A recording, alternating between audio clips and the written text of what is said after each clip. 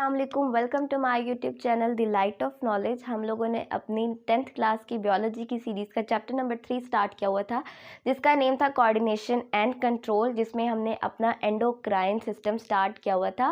Previous lectures में अब तक हम 4 ग्लैंड्स जो है वो कवर कर चुके हैं। सबसे पहला था आपका पिट्यूटरी, उसके बाद थायराइड, उसके बाद पैराथायराइड, उसके बाद आपने पेनक्रियाज जो है वो किया है, उसको कवर किया है।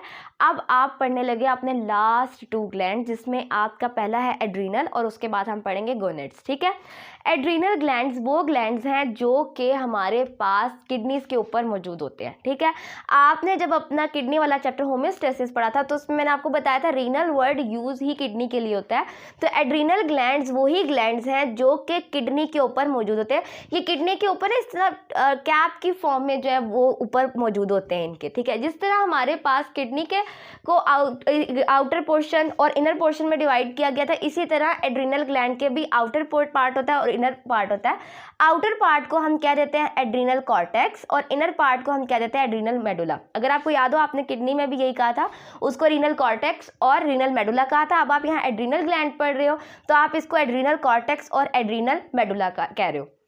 एड्रीनल कॉर्टेक्स और एड्रीनल मेडुला दोनों अलग अलग हार्मोन्स को रिलीज करते हैं। ये दोनों पार्ट्स, आउटर पार्ट और इनर पार्ट, ये दोनों अलग अलग हार्मोन्स को रिलीज करते हैं और ये हार्मोन्स जो है वो अलग अलग फंक्शंस परफॉर्म करते हैं।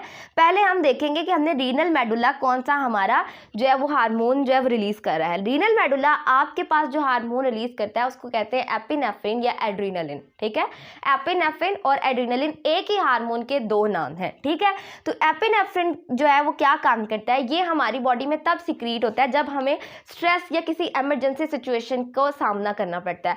मिसाल के तौर पे खुदा ना खास्ता कोई बुरी खबर है, आप उस वक्त स्ट्रेस में हो, आपने इमरजेंसी सिचुएशन में आपकी बॉडी चली गई है, तो क्या होगा उस वक्त आपकी एड्रीनलिन ग्लैंड का जो इनर पोर्शन है, एड्रीनलिन मेडुला, वो एपिनेफ्रिन और जिसका हम दूसरा नाम दे रहे हैं एड्रीनलिन, उसको रिलीज करेगा। ये क्या करता है, ये ओवरकम करता है इमरजेंसी सिचुएशन को। आपको पता है जब इमरजेंसी सिचुएशन होती है तो आपकी बॉडी में कुछ चेंजेस आते हैं, तो उन चेंजेस को ओवरकम करता है हमारे पास एपिनेफ्रिन। ठीक है, इसीलिए इस हार्मोन को इमरजेंसी हार्मोन का नेम भी दे देते हैं, क्योंकि ये इमरजेंसी सिचुएशन में रिलीज होता है, तो इसे आप इमरजेंसी हार्मोन भी कह देते हो। ठीक हो गया।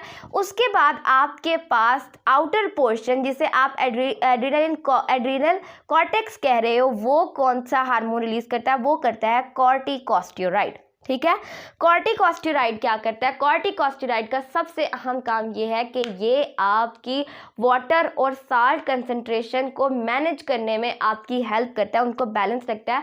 इसका मतलब है ये ऑस्मो रेगुलेशन में आपकी हेल्प करता है। ठीक है, वेजोप्रेसिन, आपको याद हो कि जो आपने पिट्यूटरी ग्लैंड में वेजोप्रेसिन पढ़ा था, वो भी आपकी रीअब्जॉर्प्शन करवा रहा था ग्लोमेरुलर फिल्ट्रेट से। ठीक है, तो वो भी, और कॉर्टिकोस्टेरॉइड, ये दोनों आपकी होम्योस्टेसिस, ऑस्मो रेगुलेशन में हेल्प करते हैं। क्या हुआ, एपिनेफ्रिन और एड्रीनलिन रिलीज हुआ हमारे पास एड्रीनल मेडुला से, जो कि स्ट्रेस सिचुएशन में रिलीज होता है, इमरजेंसी सिचुएशन में, इसीलिए हम उसे नेम दे देते हैं इमरजेंसी हार्मोन का। जबकि कॉर्टिकोस्टेरॉइड हमारे पास आउटर पार्ट से, जिसे आप एड्रीनल कॉर्टेक्स कह रहे हो, उससे रिलीज होता है। वो क्या करता है, ये हमारे पास साल्ट कंसंट्रेशन और वाटर कंसंट्रेशन को बैलेंस करने में हमारी हेल्प करता है। एड्रीनल ग्लैंड्स आपके पास किडनी के ऊपर मौजूद होते हैं, दोनों किडनी के ऊपर ये मौजूद होता है, और इन्हें 2 पार्ट्स में डिवाइड किया गया, एड्रीनल कॉर्टेक्स और एड्रीनल मेडुला। आपका एड्रीनल ग्लैंड कंप्लीट हो गया। अब हम देखने लगे हैं हमारा गोनेड्स क्या है। गोनेड्स क्या है, आपके हर ह्यूमन बीइंग की बॉडी में एक सिस्टम रख दिया गया, रिप्रोडक्टिव सिस्टम।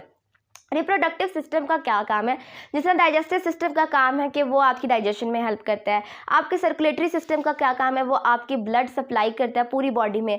आपके नर्वस सिस्टम का क्या काम है, ये आपकी नर्वस कोऑर्डिनेशन करवाता है। आपके रिस्पिरेटरी सिस्टम का क्या काम है, या आपको रेस्पिरेशन, सांस, ब्रीदिंग करने में हेल्प करता है। इसी तरह रिप्रोडक्टिव सिस्टम वो सिस्टम है जो कि रिप्रोडक्शन में हेल्प करता है। रिप्रोडक्शन क्या है, रिप्रोडक्शन है कि नस्ल को आगे बढ़ाने में हमारी हेल्प करता है। कौन सा सिस्टम, सिस्टम, उसको नेम दे देते हैं reproductive system. Male reproductive system अलग है, फीमेल रिप्रोडक्टिव सिस्टम अलग है, ये दोनों एक दूसरे से क्वाइट डिफरेंट है, ठीक है। डाइजेस्टिव सिस्टम, रिस्पिरेटरी सिस्टम, ये सारे सिस्टम एक जैसे हैं, लेकिन जहां पर फर्क आ जाता है वो है हमारा reproductive system. Male reproductive system में पार्ट्स अलग हैं, जबकि फीमेल रिप्रोडक्टिव सिस्टम में पार्ट्स अलग हैं। अगर हम मेल रिप्रोडक्टिव सिस्टम और फीमेल रिप्रोडक्टिव सिस्टम को एक नाम दे दें तो हम उसे कह देते हैं गोनेड्स। ठीक हो गया, हम उसको कह देते हैं गोनेड्स। गोनेड्स का हमारे पास बेसिकली काम क्या होता है, इसके हमारे पास दो काम होते हैं। ये हमारे पास गैमेट्स जो है वो प्रोड्यूस करवाता है। गैमेट्स आपके पास स्पेशलाइज्ड सेल होते हैं जो कि रिप्रोडक्शन में आपकी हेल्प करते हैं। जिस तरह रिप्रोडक्टिव सिस्टम रिप्रोडक्शन में हेल्प करता है, यही रिप्रोडक्टिव सिस्टम आपके पास स्पेशलाइज्ड सेल्स प्रोड्यूस कर देते हैं, जिससे आप गैमेट्स कह देते हो। अगर आपको याद हो, जब आपने 9th क्लास में सेल डिवीजन का चैप्टर पढ़ा था तो आपने दो जो है वो पोर्शंस पढ़े थे। पहला पढ़ा था माइटोसिस, जो कि सोमैटिक सेल्स में होती है। सोमैटिक सेल आपके नॉर्मल सेल्स होते हैं, लेकिन दूसरा प्रोसेस आपने पढ़ा था म्योसिस का। म्योसिस को भी आपने दो पोर्शन में डिवाइड किया था, म्योसिस 1 और म्योसिस 2। ठीक हो गया, तो म्योसिस आपके पास बेसिकली होती थी गैमीट्स में। गैमीट्स वो सेल्स होते हैं जो कि रिप्रोडक्शन में हेल्प करते हैं। फीमेल में प्रोड्यूस होने वाले गैमीट को आप एग कह देते हो, और मेल में प्रोड्यूस होने वाले गैमीट को आप स्पर्म का नेम दे देते हो। ठीक हो गया, गैमेट क्लियर हो गया। उसके बाद दूसरा फंक्शन गोनेड्स का क्या है, ये हमारे पास स्पेशलाइज्ड हार्मोन्स रिलीज करते हैं, जिन्हें आप सेक्स हार्मोन्स भी कहते हो। ठीक हो गया, क्या काम हुआ, पहला ये गैमेट्स प्रोड्यूस करते हैं जो कि रिप्रोडक्टिव सेल्स हैं, स्पेशलाइज्ड सेल हैं। दूसरा ये स्पेशलाइज्ड हार्मोन्स रिलीज करते हैं, जिन्हें आप सेक्स हार्मोन्स का नेम देते हो। मेल और फीमेल में अलग अलग सेक्स हार्मोन्स जो है वो प्रोड्यूस होते हैं। मेल में जो सेक्स हार्मोन प्रोड्यूस होता है उसे आप कहते हो टेस्टोस्टेरोन। ठीक है, उसको आप नेम दे देते हो टेस्टोस्टेरोन। टेस्टोस्टेरोन आपके पास रिलीज होता है टेस्टिस से, जो कि मेल रिप्रोडक्टिव सिस्टम का एक पार्ट है। ठीक है, एक पार्ट है टेस्टिस, जो कि रिलीज करता है मेल सेक्स हार्मोन, जिसे आप कह रहे हो टेस्टोस्टेरोन। ठीक है, टेस्टोस्टेरोन का क्या काम होता है, ये इसके दो फंक्शंस होते हैं। पहला फंक्शन क्या है, इसका फंक्शन ये है कि ये मेल रिप्रोडक्टिव सिस्टम को डेवलप करता है। ठीक है, उसको स्ट्रॉन्ग बनाता है, उसको डेवलप करता है। दूसरा फंक्शन क्या है, मेल में ये सेकेंडरी सेक्स करैक्टर्स को जो है वो डेवलप करवाता है। अब सेकेंडरी सेक्स करैक्टर्स आप मेल में कौन से हैं, सबसे पहला जो है आपके पास growth of hair on face. ठीक है, जो है बियर्ड की जो है वो ग्रोथ होती है। फिर दूसरा ये कि आवाज़ भारी हो जाती है। जब जो है मेल दौरे बलूगत में दाखिल होता है तो उसकी आवाज़ जो है वो पहले से भारी हो जाती है। ठीक है, तो ये जो आपके पास आवाज़ का भारीपन और आपकी बियर्ड की जो ग्रोथ है, आपकी growth of hair on face है, ये दोनों मेल के सेकेंडरी सेक्स करैक्टर्स है। ठीक हो गया, आपने टेस्टोस्टेरोन पढ़ा जो कि टेस्टिस से सिक्रीट हो रहा था। ये क्या काम कर रहा था, मेल रिप्रोडक्टिव सिस्टम को डेवलप करवा रहा था, और दूसरा मेल में सेकेंडरी सेक्स करैक्टर्स की डेवलपमेंट में हेल्प कर रहा था। अब हम देख रहे हैं अपना फीमेल का सेक्स हार्मोन कौन से हैं। हमारे पास फीमेल में बेसिकली दो सेक्स हार्मोन्स जो हैं वो सिक्रीट होते हैं, एस्ट्रोजन एंड प्रोजेस्टेरोन। ठीक है, ये कहाँ से सिक्रीट होते हैं, ये ओवरीज से सिक्रीट होते हैं, और ओवरीज फीमेल रिप्रोडक्टिव सिस्टम का एक पार्ट है। ठीक हो गया, अब इसके भी बेसिकली दो फंक्शंस हैं। इनके क्या फंक्शंस हैं, ये क्या करते हैं, जिस तरह मेल में सेकेंडरी सेक्स करैक्टर्स की डेवलपमेंट हो रही थी, ये दो हार्मोन्स फीमेल में सेकेंडरी सेक्स करैक्टर्स की जो है वो डेवलपमेंट करवाते हैं। अब फीमेल में सेकेंडरी सेक्स करैक्टर्स की कौन से होते हैं, डेवलपमेंट ऑफ ब्रेस्ट। ठीक है, ये आपके पास फीमेल सेकेंडरी सेक्स करैक्टर्स की डेवलपमेंट करवाते हैं।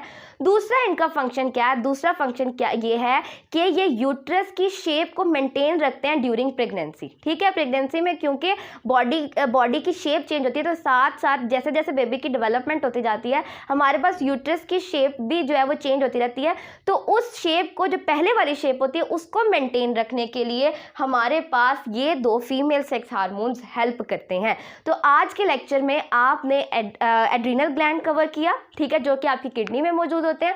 फिर उसके बाद आपने गोनेड्स कवर किया। गोनेड्स आपके बेसिकली रिप्रोडक्टिव सिस्टम है मेल और फीमेल के।